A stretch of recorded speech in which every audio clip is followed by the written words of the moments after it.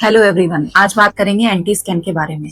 Pregnancy के first trimester में 11 to 14 weeks में किया जाने वाला एंटी स्कैन बहुत ही इंपॉर्टेंट स्कैन है। इस स्कैन में फीटस के नेक के पीछे के फ्लूइड फिल स्पेस को मेजर करते हैं, जिसे एंटी कहते हैं, और इस एंटी की थिकनेस को मैटरनल सीरम बायोकेमिस्ट्री में फ्री बीटा एचसीजी और पेप्टे के साथ कंबाइन करके combined first trimester screening test किया जाता है, जो कि मेजर क्रोमोसोमल एबनॉर्मेलिटीज जैसे कि ट्राइसोमी 21, 18 एंड 13 की रिस्क को असेस करता है, और इसकी डिटेक्शन रेट 90% है।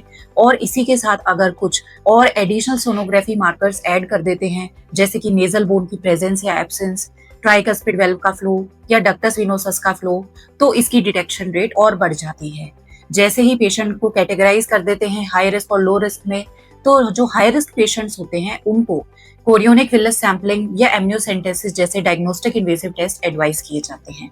11 टू 14 वीक्स के इस स्कैन में मेजर फीटल स्ट्रक्चरल एबनॉर्मेलिटीज भी डिटेक्ट की जा सकती हैं।